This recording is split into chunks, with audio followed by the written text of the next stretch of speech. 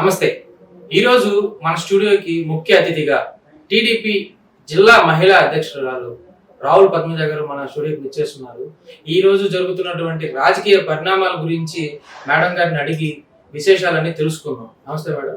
నమస్తే మేడం, మీరు రాజకీయంలో అంటే టీడీపీ పార్టీలో మహిళా అధ్యక్షురాలుగా ఉండడం అంటే అది ఎట్ ఏ టైంలో వచ్చింది కాదు. మీ ప్రయాణం ఏంటి? ఎటు నుంచి ఎటువైపు వచ్చారు? అంటే ఫస్ట్ చిరంజీవి గారు వచ్చినప్పుడు ప్రజారాజ్యంతో మొదలైందండి ప్రయాణం. ప్రజారాజ్యాన్ని కాంగ్రెస్ లో మెట్ చేశారు. కాంగ్రెస్ తర్వాత ఈ సమైక్యాంధ్ర నుంచి అదే ప్రత్యేక ఆంధ్ర తెలంగాణ ఇచ్చేసిన తర్వాత మేము తప్పనిసరి పరిస్థితుల్లో టీడీపీకి రావడం జరిగింది. మేడం, క్రియాశీలక రాజకీయాల్లో ఎప్పటి నుంచి ఉంటున్నారు?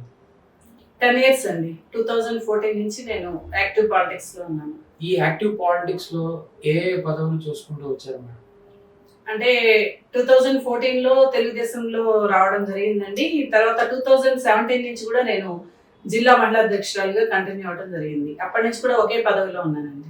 అయితే ఇప్పుడు ప్రస్తుత రాజకీయాలు 3 పార్టీలు కలిసి ముందుకు వెళ్తున్నాయి. అట్లా బీజేపీ కూడా అంటే తర్వాత జాయిన్ అవ్వడం, ఫస్ట్ జనసేన తర్వాత బీజేపీ కలవడం అనేది జరిగింది. ఇప్పుడు ఈ ప్రచార భాగంలో మిమ్మల్ని పబ్లిక్ రిసీవ్ చేసుకుంటున్నారంటారా? ఖచ్చితంగా రిసీవ్ చేసుకుంటున్నారండి. ఇప్పుడు రాష్ట్రంలో ప్రజలందరూ కూడా ఒకటే అనుకుంటా ఉన్నారు, ఈ రాక్షసుడిని రాష్ట్రం నుంచి పారదోలాలనేది ప్రజలందరి కూడా కోరిక అండి.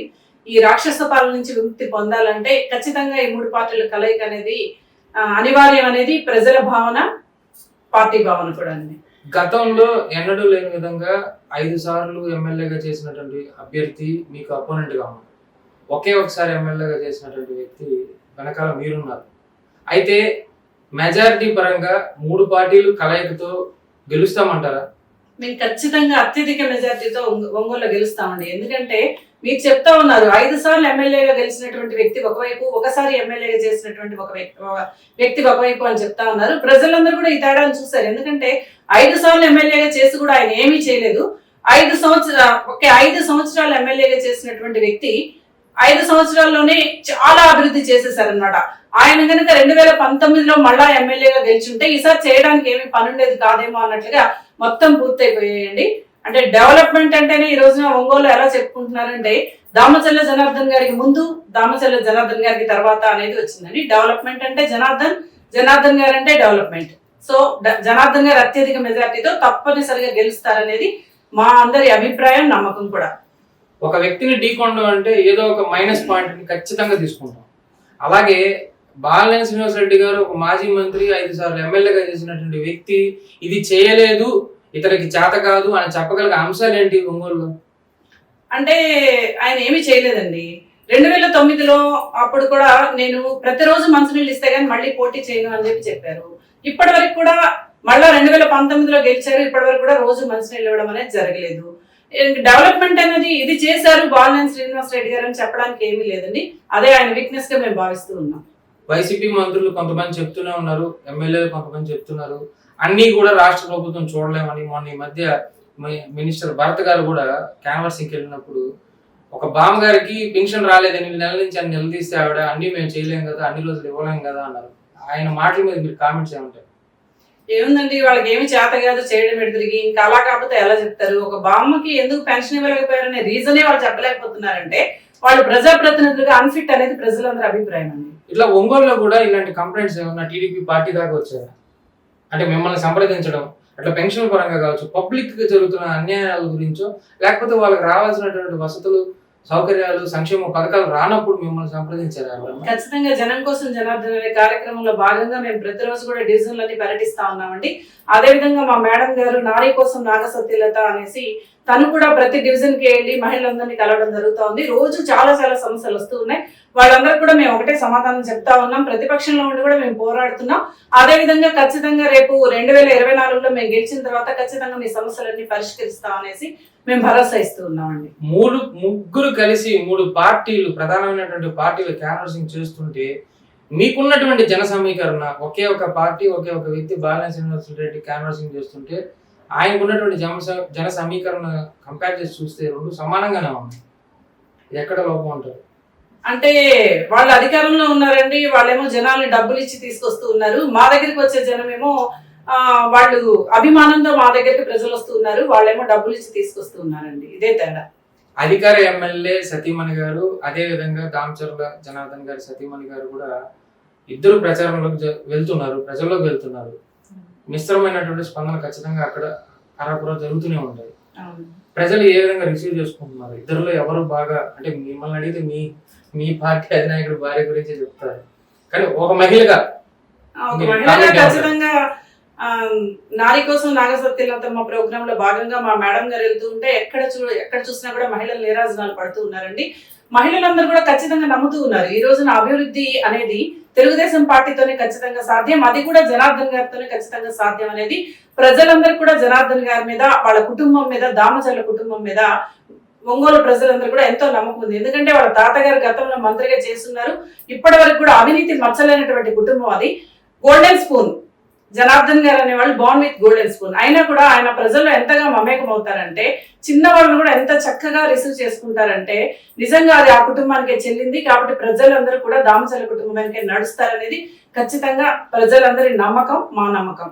ఒకప్పుడు ప్రతి దానికి గలమెత్తి మాట్లాడినటువంటి ఆ పార్టీ, అధికార పార్టీ మంత్రులు కావచ్చు, ఎమ్మెల్యేలు కావచ్చు, ఎవరైనా కానీ ఈ రోజు కామ్ గా ఉండడం, అది మీకు ప్లస్ అయినట్టేనా? ఖచ్చితంగా ప్లస్ అయినట్టేనండి. ఎందుకంటే గతంలో అంటే ఇంకా మేము చేయడానికి టైం ఉంది, ఏదో చేస్తాము అని చెప్పేవాడు కాబట్టి ఏదో మాట్లాడుతూ ఉన్నారు. 5 సంవత్సరాలు అయిపోయిన తర్వాత వాళ్ళు ఏమీ చేయలేదు కాబట్టి, వాళ్ళ దగ్గర చెప్పడానికి ఏమీ సమాధానం లేదు కాబట్టి వాళ్ళు సైలెంట్ గా ఉన్నారు. దీన్ని ప్రజలందరూ కూడా గమనిస్తున్నారు కాబట్టి ప్రజలంతా కూడా తెలుగుదేశం వెనుక నడుస్తున్నారు అనేది ఈ రోజు మా అభిప్రాయం అండి. కానీ ప్రజల్లోకి నెగిటివ్ గానే తీసుకెళ్తున్నారు కదా అధికార పక్షం. ఏమంటున్నారు అంటే, ఈ రోజు పెన్షన్ రాకపోవడానికి కారణం అడ్డుపడిన చంద్రబాబు అని చెప్పి తనని దూషించినటువంటి మినిస్టర్లు ఉన్నారు. ఈ మధ్య ప్రెస్ మీట్ లో కూడా జరిగింది. అంటే అధికార పార్టీ మంత్రులు గాని ఎమ్మెల్యేలు గాని దూషించినది ఎప్పుడు అని చెప్పి మేము ప్రశ్నిస్తూ ఉన్నాం. వాళ్ళ దగ్గర సబ్జెక్ట్ లేదు, ఒక సమస్యకి పరిష్కారం లేదు కాబట్టి వాళ్ళు ఏది జరిగినా కూడా వాళ్ళు చేసేది దూషించడమే, ఎదుటి వాళ్ళ మీద విమర్శ, గుడ్డ కాల్చి మొహానేయటం అంటారు చూడండి, ఆ విధంగా వాళ్ళు తప్పించుకుంటారు తప్పనిచ్చి వాళ్ళు ఆ పెన్షన్లకు ఇచ్చేటటువంటి డబ్బులు దేనికో వాడి ఆ విషయాన్ని ఇప్పుడు బయట పెట్టుకోవడానికి వాళ్ళకి సిగ్గైపోయి ఇలా ప్రతిపక్షం మీద పడుతూ ఉన్నారనేది ప్రజలందరి నమ్మకము. మేము చెప్పేది కూడా అదే. తర్వాత మీ ప్రభుత్వం వస్తే పెన్షనర్స్ ఎవరైతే ఉన్నారో మహిళలకి, వాళ్ళకి మీరు ఇచ్చేటువంటి అమౌంట్ డైరెక్ట్ గా వాలంటీర్స్ ద్వారానే సేవలు కొనసాగిస్తారా, లేకపోతే మీరు ఇంటికి వెళ్ళి ఇస్తారా? ఎలా ప్లాన్ చేస్తున్నారు? ఖచ్చితంగా ఇప్పుడు ఉన్నటువంటి వాలంటరీ వ్యవస్థను మేము కూడా కొనసాగిస్తామండి. వాలంటరీ వ్యవస్థకి తెలుగుదేశం పార్టీ ఎప్పుడు వ్యతిరేకం కాదు, కానీ వాలంటీర్లు అనేవాళ్ళు ప్రభుత్వానికి సేవ చేయాల్సిన వాళ్ళు, కానీ వాళ్ళు పార్టీకి సేవ చేస్తున్నారు. దీన్ని మాత్రమే మేము వ్యతిరేకిస్తున్నాం తప్ప వాలంటరీ వ్యవస్థకి తెలుగుదేశం ప్రభుత్వం ఎప్పుడు కూడా వ్యతిరేకం కాదు. ఈ సేవలు ఖచ్చితంగా కొనసాగిస్తాము. ఎవరినైనా మనం ఒక పాయింట్ మీద దూషిస్తే ఖచ్చితంగా మనసులో ఉంటుంది. అలాంటిది పవన్ కళ్యాణ్ గారు, మీరు చెత్తకట్టిన ఒక పార్టీ అధినేత పవన్ కళ్యాణ్ గారు వాలంటీర్స్ వ్యవస్థ మీద కొంతమంది కానీ 10 మంది కానీ వాలంటీర్స్ మీద దూషించడం జరిగింది, వేలెత్తి చూపడం జరిగింది, ప్రశ్నించడం జరిగింది. దీనికి ఖచ్చితంగా వాలంటీర్స్ లో ఎంతో కొంత మనసులో ఉంటుంది నెగిటివ్ గా. బట్ అలాంటి వ్యక్తితో మీరు ప్రచారంలోకి వెళ్తున్నారు, దీన్ని ఏ విధంగా ఎదుర్కొంటారు? అంటే పవన్ కళ్యాణ్ గారు విమర్శించింది వాలంటరీ వ్యవస్థను కాదండి, వాలంటరీ వ్యవస్థ ముసుగులో ఉన్నటువంటి నేరస్తులను ఆయన విమర్శించారు. కొంతమంది మహిళలు వాళ్ళ సంబంధించినటువంటి వివరాలు అలాంటివి వేరే వాళ్ళకి చేరవేస్తున్నారని అది కొంతమంది జరిగింది. మనం చాలా వార్తలు చూసాం. కొన్నిసార్లు వాలంటీర్స్ అనేవాళ్ళు కొంతమంది గొలుసులు లాక్కున్నారని, కొంతమంది మీద అత్యాచారాలు చేశారని, ఇవన్నీ మనం పేపర్లో చాలాసార్లు చూసాం. అంటే వాలంటరీ వ్యవస్థ కాదండి అది, దానిలో ఉన్నటువంటి వ్యక్తులు. సమాజంలో చాలా మంది వ్యక్తులు ఉంటారు, వాళ్ళలో కొందరు నేరస్తులు ఉంటారు. అంత మాత్రం సమాజాన్ని దూషించినట్లు కాదు కదా. అలాగే వాలంటీర్స్ లో కూడా కొంతమంది నేరస్తులు ఉన్నారు. వాళ్ళ మీద మాత్రమే పవన్ కళ్యాణ్ గారి అభియోగం తప్పనిచ్చి వాలంటరీ వ్యవస్థ మీద కాదనేది ప్రజలందరి నమ్మకం. ఒకవేళ ఎవరైనా మిస్అండర్స్టాండింగ్ చేసుకుని ఉంటే వాళ్ళకి తెలియజెప్పాల్సిన బాధ్యత ఖచ్చితంగా మా పార్టీ పైన అందరిపైన ఉందనేది మేము చెప్తా ఉన్నాం. జనం కోసం జనార్దన్ కార్యక్రమంలో మీరు ప్రతిరోజు యాక్టివ్ గా తిరుగుతున్నారు, వెళ్తున్నారు. అయితే అక్కడ ప్రజల యొక్క రిసీవింగ్ ఎలా ఉంది మేడం? రిసీవింగ్ చాలా బాగుందండి. మీరు వెళ్ళిన తర్వాత ఇక్కడ అభివృద్ధి ఏం జరగలేదండి, మీరు వేసిన రోడ్లేనండి ఇవి, మీరు వేసిన కాలువలేనండి అని చెప్పి ఎక్కడ కూడా చెప్తా ఉన్నారు. వాళ్ళందరూ కూడా దామచర్ల జనార్దన్ గారు మళ్ళీ ఎమ్మెల్యేగా ఎప్పుడు వస్తారా అని చెప్పి ఎదురు చూస్తూ ఉన్నారు. ఖచ్చితంగా తెలుగుదేశానికి పట్టాభిషేకం చేయబోతూ ఉన్నారు. ఒంగోలు 3 పార్టీల కలయిక ఆంధ్రప్రదేశ్ లో ఎన్డీఏ కూటమి, అలాగే ఇండియా కూటమి అంటూ కాంగ్రెస్ పార్టీ మిత్రపక్షాలు కలిసి ముందుకు వస్తున్నాయి. వాటి ప్రభావం మీ గెలుపు పైన కానీ ఆంధ్రప్రదేశ్ లో రాజకీయాల మీద కానీ ఏదైనా మార్పు చేపడే అవకాశం ఉంది? కొద్ది భాగం ఉండొచ్చు, కానీ ప్రజలందరూ కూడా ఇప్పుడు ఒకే అభిప్రాయంతో ఉన్నారండి. ఆ పార్టీలు సిద్ధాంతాల కంటే కూడా జగన్ అనేటువంటి రాక్షసుని రాష్ట్రం నుంచి పారద్రోలాలి అనే దాని మీద ప్రజలందరూ కూడా ఏకాభిప్రాయంతో ఉన్నారండి. బస్సు యాత్ర మొదలెట్టారు, కానీ అంతకు ముందే ఎందుకో షర్మిల గారు ఒక దూకుడుగా, ఒక మంచిది యాక్టివ్గా అన్న మీద కావచ్చు, సీఎం జగన్మోహన్ రెడ్డి గారి మీద కావచ్చు సరైన విమర్శలు ఘాటుగా వేడిగా చేసుకుంటూ వచ్చారు. సడన్ గా ఆవిడ ఎందుకు ఆగిపోయారు? ఇప్పుడు బస్సు యాత్ర మొదలెట్టారు. ఆయనకంటూ అపోనెంట్ వాయిసే లేకుండా పోయింది, ఒక మీరు తప్ప. మరి దీనికి ఆయనకు ప్లస్ అనేది జరిగిపోతుంది కదా ఖచ్చితంగా. అదేం లేదండి, ప్రజలందరికీ తెలుసు. బస్సు యాత్రలు అన్ని చోట్ల కూడా తుస్సు యాత్రలు అయినాయి అనేది మీ అందరికీ తెలుసు. వాళ్ళు 500 రూపాయలు 300 రూపాయలు ఇచ్చినా కూడా జనాలు రావడం లేదు. మేమేమో ఒక పిలుపుతో ₹1 కూడా ఇవ్వకుండా తెలుగుదేశం పార్టీకి ఎక్కడ కూడా ప్రజలు బ్రహ్మరథం పడుతూ ఉన్నారు.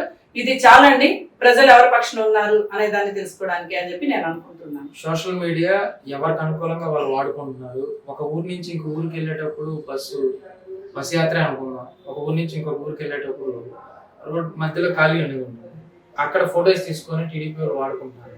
అలాగే టీడీపీ సభల్లో కూడా ఎండింగ్ ప్రోగ్రామ్ అయిపోయిన తర్వాత ఖాళీ కుర్చీలు ఫోటోస్ తీసుకొని వాడుకుంటున్నారు అనేది అది ఒక అంచనా, పబ్లిక్ అంచనా.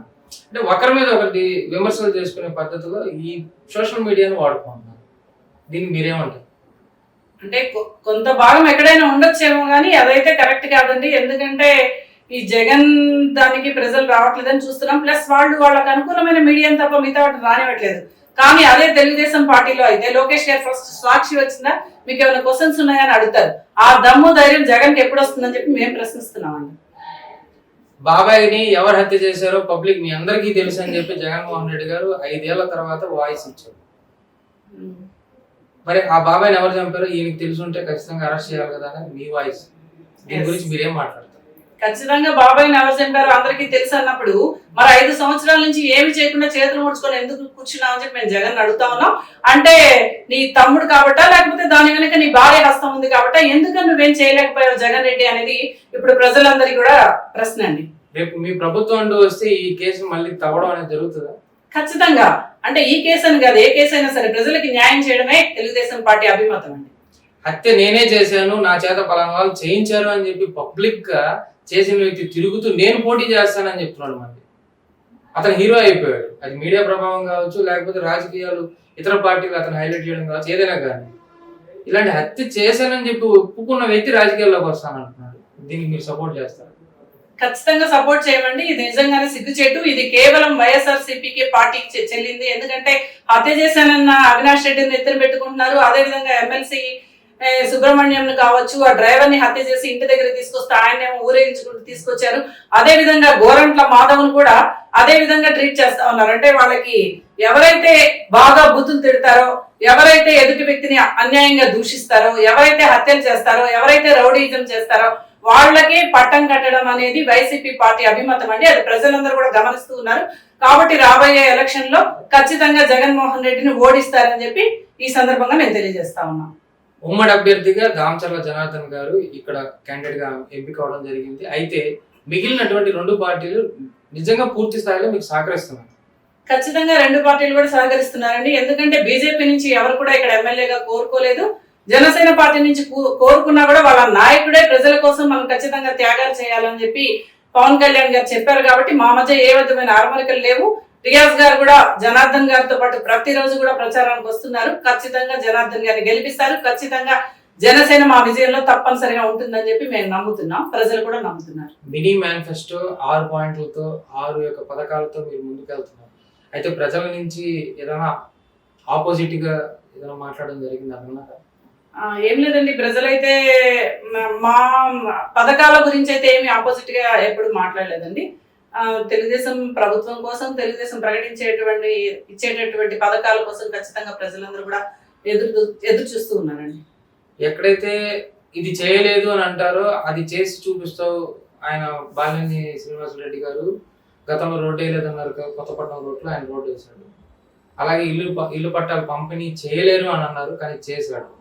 సో ఇలాంటివి హైలైట్ గా మీరు మొన్నటిదాకా వాడుతున్నటువంటి పాయింట్స్ ఏవైతే ఉన్నాయో ఆయన చేసేసాడు. ఇప్పుడు ఏం మిగిలి ఉన్నాయి మీరు చెప్పడానికి?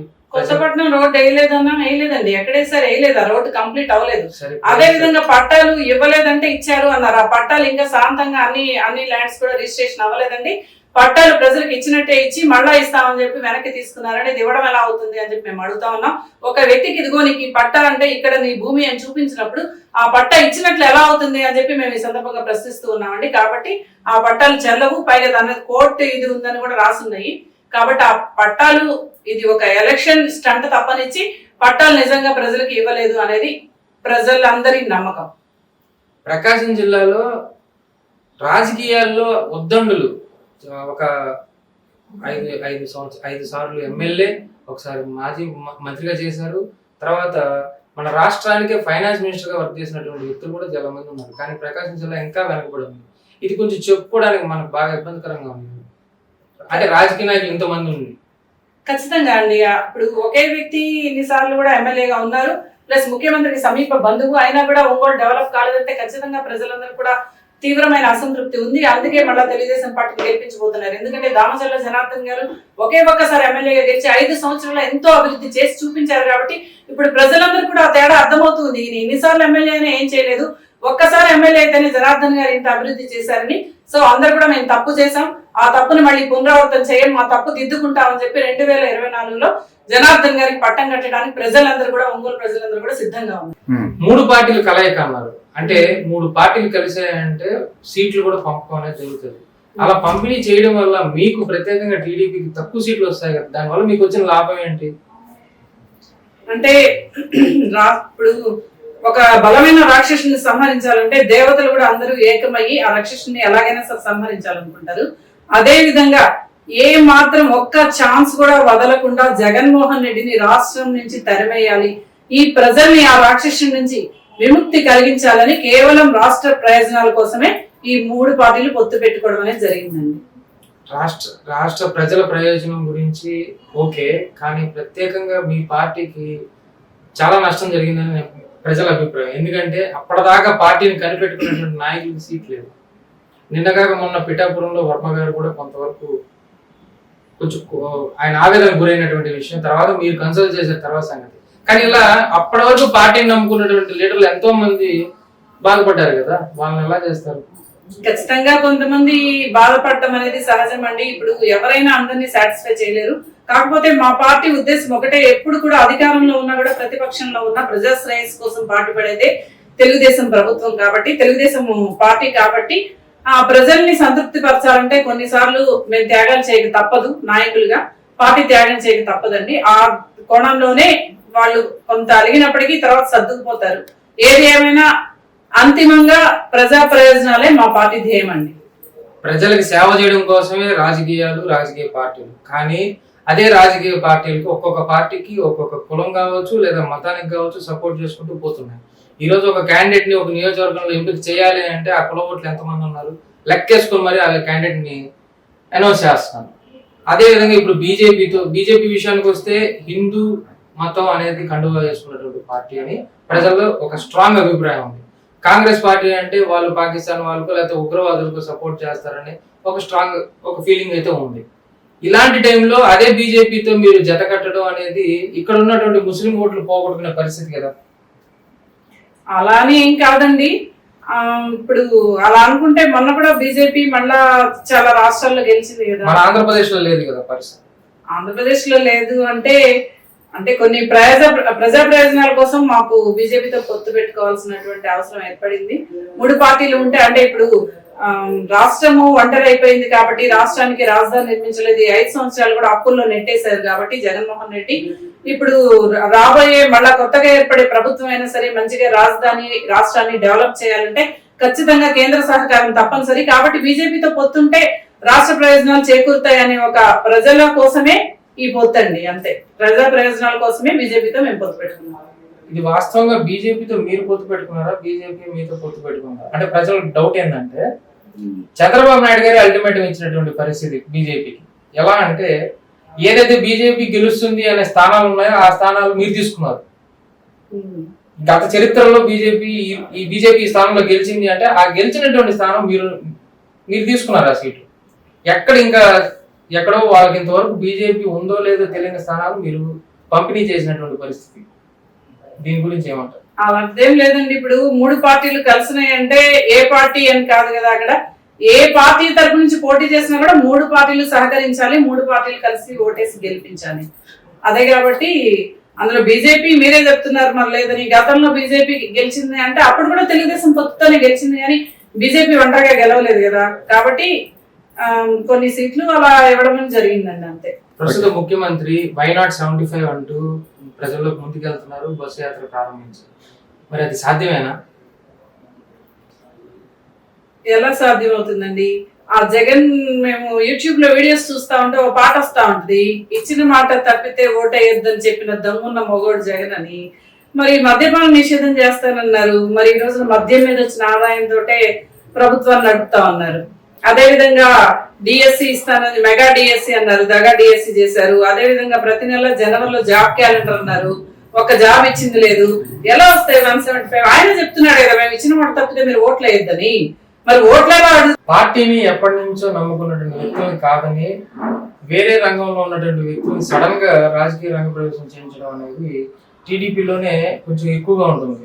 ఆ స్ట్రాటజీ ఏంటో అది మీకే తెలియాలి. ఎందుకంటే దర్శి ఫర్ ఎగ్జాంపుల్ దర్శినే తీసుకుంటే దర్శి ఇన్ఛార్జ్ గా ఉన్నటువంటి, అంటే పార్టీ కొన్ని సంవత్సరాల నుంచి సర్వీస్ చేసుకుంటూ వస్తున్నటువంటి కోరిట్ల రవికుమార్ గారిని కాదని, ప్రస్తుతం ఆయన దర్శి ఇన్ఛార్జ్ గా ఉన్నప్పటికీ కూడా ఆయన కాదని, వైద్య రంగంలో ఉన్నటువంటి నర్సయ్య గారి కూతురిని తీసుకురావడం, లక్ష్మి గారిని తీసుకురావడం అనేది అంటే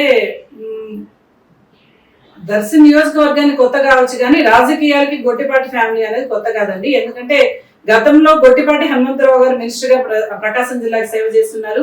అదేవిధంగా వాళ్ళ తండ్రి గారు అయినటువంటి గొట్టిపాటి నర్సయ్య గారు కావచ్చు, వాళ్ళ బాబాయ్ గారు అయినటువంటి గొట్టిపాటి రవి గారు కావచ్చు, వాళ్ళది ఎప్పటి నుంచి కూడా రాజకీయ ఫ్యామిలీ, ప్రత్యేకంగా తెలుగుదేశం పార్టీకి ఎన్నో సేవలు అందించున్నారు. కాబట్టి ఇవన్నీ కూడా దృష్టిలో పెట్టుకొని తను కూడా ఒక మంచి వృత్తిలో, డాక్టర్ అంటే ఈ రోజున కనిపించే దైవాలుగా మనం డాక్టర్లను భావిస్తూ ఉంటాం, అటువంటి మంచి వృత్తిలో ఉన్నారు. కాబట్టి తను కూడా ఇలా ప్రజలకి ఇంకా విస్తృతంగా సేవ చేయాలనుకొని తను వచ్చి సీట్ అడగడం జరిగింది. గతంలో వాళ్ళ రాజకీయ హిస్టరీని దృష్టిలో ఉంచుకొని వాళ్ళు బాగా న్యాయం చేస్తారని చెప్పి ఆ ప్రాంత ప్రజలకి సేవ చేయగలరని నమ్మకంతో ఈ సీట్ ఇవ్వడం జరిగింది. అందులో తను కూడా ఒక మహిళ కావటం వల్ల ఒక మహిళకు కూడా సీట్ ఇచ్చిన వాళ్ళం అవుతామని చెప్పి అలా నిర్ణయించుకొని ఉండొచ్చండి. అధికారంలో ఉన్నప్పటికీ పదే పదే ఆయన కన్నీళ్లు పెట్టుకుంటూ నా పార్టీలో నా సభ్యులే నన్ను ఇబ్బంది పెడుతున్నారు అని చెప్పడం జరిగింది. అదే విధంగా ఆయన ఏ సమయంలో ఏ సందర్భంలో చెప్పాడో, నేను క్యాసినా గురించి కావచ్చు, లేకపోతే ఆయనకున్నటువంటి అలవాట్లు కావచ్చు, లేకపోతే మొన్న ఈ మధ్య నేను లంచం తీసుకున్నానని చెప్పి నోరుచారి చెప్పడం కావచ్చు, ఇవన్నీ పాయింట్స్ మీరు బలంగా మార్చుకున్నట్టున్నారు కదా. అంటే ఖచ్చితంగా మేము మార్చుకునేది ఏముందండి, ఒక ప్రజాప్రతినిధి అంటే ఆయన రోల్ మోడల్ గా ప్రజలందరూ కూడా చూస్తారు. మరి అటువంటి వ్యక్తి నేను క్యాష్నోకి వెళ్తాను, నేను పేకాట ఆడతాను, నేను లంచం తీసుకుంటాను అని చెప్పడం ఖచ్చితంగా తప్పే కదా. ప్రజలందరూ గమనిస్తారు, అది మేము అంటాం కాదు, అది ప్రజలందరూ కూడా తెలుసు. విఘ్నులైన ప్రజలకి ఏం చేయాలి, ఎటువంటి వ్యక్తులు ప్రజాప్రతినిధులుగా రావాలో వాళ్ళకి తెలుసు. కాబట్టి వాళ్ళు సరైన తీర్పు ఇస్తారని చెప్పి మేము ఖచ్చితంగా అనుకుంటున్నాం. ఫైనల్ గా ఈ సంవత్సరం అంటే ఈసారి ఎలక్షన్స్ కి అత్యధికంగా కొత్త ఓటర్లు కావచ్చు, ఆల్రెడీ ఉన్న ఓటర్స్ కావచ్చు, వాళ్ళకి మా ఛానల్ తరఫున మీరు ఇచ్చే సందేశం ఏంటి మీ పార్టీ తరఫున? ఖచ్చితంగా ఓట్ అనేది మన భవిష్యత్తు, ఓట్ అంటే మన హక్కు, మన భవిష్యత్తు. కాబట్టి ఆలోచించి ఓట్ అనేది మన భావితరాల అభివృద్ధిని నిర్ణయిస్తుంది. కాబట్టి మన ఓటు అభివృద్ధికే వేయాలని చెప్పి, మన ఓటు మన భవిష్యత్తుకి అని చెప్పి ఖచ్చితంగా తెలుగుదేశం పార్టీకి ఓటు వేయాలని చెప్పి మేము ప్రజలందరినీ కూడా కోరుకుంటున్నాం. ఎందుకంటే ఆంధ్ర రాష్ట్రంలో అభివృద్ధి అనేది చంద్రబాబు నాయుడుతోనే సాధ్యం, తెలుగుదేశం పార్టీతోనే సాధ్యం. కాబట్టి అలా అనుకునే 2014లో ప్రజలందరూ కూడా గెలిపించారు. మేము అభివృద్ధి చేసి చూపించాం. కానీ ఒక్క ఛాన్స్ అని చెప్తే చంద్రబాబు నాయుడు గారి కంటే ఈయన యంగ్ ఇంకా బాగా పనిచేస్తాడని ప్రజలందరూ కూడా ఓటేశారు. కానీ వాళ్ళు చేసిన తప్పు తెలుసుకున్నారు. కాబట్టి మళ్ళీ బాబు గారికి పట్టం కట్టడానికి ఆంధ్రప్రదేశ్ ప్రజలందరూ కూడా సిద్ధమై ఉన్నారు. మేము కూడా అదే కోరుకుంటున్నాం. Thank you so much madam. ఏదేమైనా మీడియా కావచ్చు, ప్రతి ఒక్కరు కూడా కోరుకునేది ప్రజలు బాగుండాలి, అందులో మేము ఉండాలి. అలాగే రాజకీయంలోకి మీరు వచ్చిన తర్వాత రాజకీయం సేవ చేయడానికే, ప్రజలకు సేవ చేయడానికే వచ్చారు. మీరందరూ కూడా చక్కగా సేవ చేయాలి, ప్రజల్లో మీరు కూడా మీరు ఒక వజ్రం లాగా వెలగాలని కోరుకుంటున్నాం madam. Thank you so much. Thank you.